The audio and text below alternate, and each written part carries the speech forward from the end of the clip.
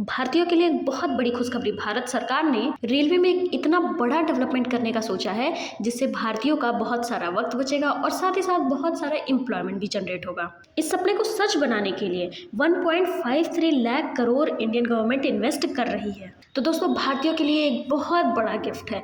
तो चलो इस वीडियो में समझते हैं कि ये जो इन्वेस्टमेंट हुआ है उसका मेन प्लान क्या है, कौन से स्टेट को सबसे ज़्यादा फायदा मिलेगा और कैसे ये इंडिया की इकोनॉमी को कंप्लीट चेंज कर देगा। नमस्कार दोस्तों, मैं पल्लवी दुबे स्वागत करती हूँ आपका हमारे YouTube channel study easy code में। दोस्तों, 2025-26 में इंडियन रेलवे ने 100 रेलवे प्रोजेक्ट अप्रूव किए हैं जिसमें टोटल इन्वेस्टमेंट कितना है 1.53 लाख करोड़ का। सोच सकते हो 1.53 लाख करोड़ का। ये कवर करेगा 6000 से ज़्यादा किलोमीटर रेलवेज नेटवर्क।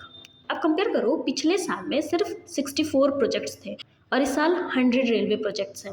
और पिछले साल जो इन्वेस्टमेंट थी वो सिर्फ 72,000 करोड़ इन्वेस्टमेंट थी और इस बार सोचो 1.53 1.53 लाख करोड़ की। मतलब प्रोजेक्ट में 56% का इंक्रीज़ हुआ है, नेटवर्क में 114% का जंप हुआ है, वहीं इन्वेस्टमेंट में 110% का ग्रोथ। आसान भाषा में, इंडिया अपने रेलवे सिस्टम को डबल स्पीड से एक्सपेंड कर रहा है। ये सिर्फ नए ट्रैक्स नहीं है, ये कंप्लीट अपग्रेड होगा। ऐसा नहीं है कि सिर्फ नए ट्रैक्स बनेंगे, नहीं, पूरी तरीके से इंडियन रेलवे का नया अपग्रेड होगा।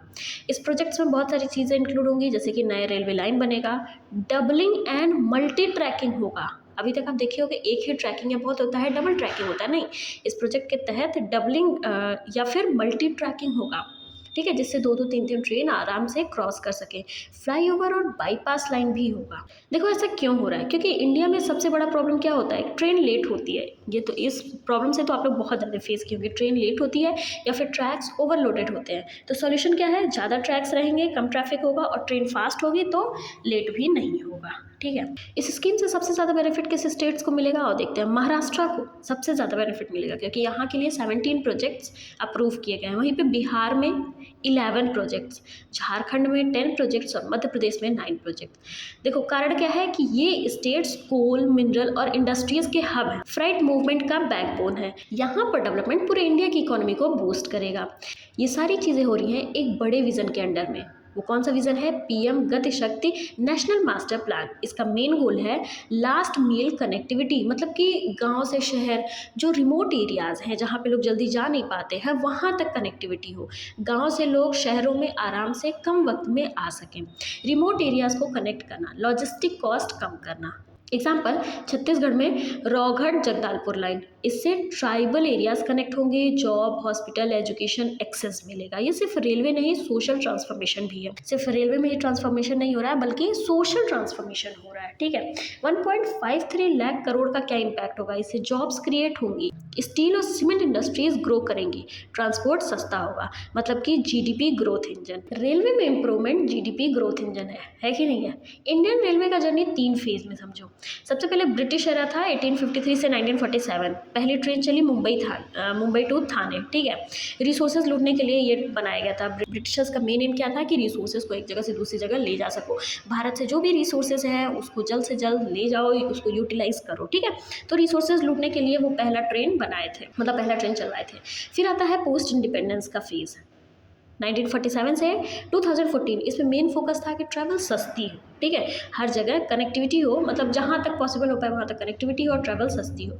अब जो मॉडर्न एरा है 2014 के बाद से लेकर के अभी तक, इसका मेन फोकस कहाँ पे है, स्पीड, टेक्नोलॉजी और कंफर्ट का। यहाँ से रियल ट्रांसफॉर्मेशन स्टार्ट होता है। अगर बात करें वंदे भारत और मॉडर्न ट्रेन्स की, ये तो आज का स्टार प्लेयर है कि नहीं। स्पीड सोचो 160 kilometre per hour, fully modern and comfortable. अब स्लीपर वर्जन भी आ गया है। इसका ये जो एम है, वंदे भारत एक्सप्रेस का एम क्या है, ट्रेन को फ्लाइट का ऑल्टरनेटिव बनाना। स्टेशन मॉडर्नाइजेशन को लेकर के भी काम किया गया है, जैसे अमृत भारत स्टेशन स्कीम जो है, 1300 प्लस स्टेशन अपग्रेड होंगे, मॉडर्न लुक प्लस फैसिलिटीज़ भी अच्छी होंगी। स्पेशल क्या होगा, 1 स्टेशन 1 प्रोडक्ट, लोकल बिजनेस भी इससे बहुत ज़्यादा बूस्ट होंगे, ठीक है, क्योंकि एक स्टेशन का एक प्रोडक्ट फेमस होगा, इससे क्या होगा, लोकल बिजनेस बूस्ट होगा। अगर बात करें बुलेट ट्रेन्स की, इंडिया का नेक्स्ट लेवल विजन है Mumbai Ahmedabad bullet train. Speed सोचो 300 plus kilometre per hour speed है, 1 घंटे में 300 से ज़्यादा किलोमीटर ट्रैवल कर सकते हैं। फ्यूचर कॉरिडोर अभी तो फिलहाल मुंबई अहमदाबाद बुलेट ट्रेन है, बट फ्यूचर कॉरिडोर इसका क्या है, दिल्ली टू वाराणसी, चेन्नई बैंगलोर, मुंबई थाने। ये किससे इंस्पायर्ड है, जापान में जो बुलेट ट्रेन है उससे इंस्पायर्ड है, ठीक है। हालांकि ये जो विज़न है उसको बहुत सारी प्रॉब्लम भी फेस करनी पड़ेंगी, जैसे कि सेम ट्रैक पे पैसेंजर और गुड दोनों एक साथ नहीं पॉसिबल होगा ना। तो इसका मेन सॉल्यूशन क्या हो सकता है कि गुड्स को अलग ट्रैक पे ले जाओ और पैसेंजर्स फास्ट ट्रैक पे। अगर अलग अलग ट्रैक बन जाएगा तो वो बहुत आसान हो जाएगा, गुड्स अलग ट्रैक पे, अपने ट्रैक पे, पैसेंजर अपने पे।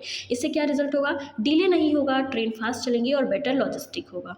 तो जो भी प्रॉब्लम फेस करनी पड़ती थी वो नहीं होगी। तो दोस्तों ये 1.53 लाख करोड़ का इन्वेस्टमेंट सिर्फ रेलवे प्रोजेक्ट नहीं है, ये इंडिया के इकोनॉमी का बैकबोन है। रूरल और अर्बन गैप को ब्रिज करने का प्लान है और 2047 का डेवलप्ड इंडिया का फाउंडेशन। तो आपको क्या लगता है, इंडियन गवर्नमेंट का ये विजन आसानी से पूरा हो जाएगा या प्रॉब्लम्स को बहुत ज़्यादा फेस करना पड़ेगा? कमेंट में जरूर बताएं। धन्यवाद, मिलते हैं नेक्स्ट वीडियो में एक नेक्स्ट पॉइंट के साथ।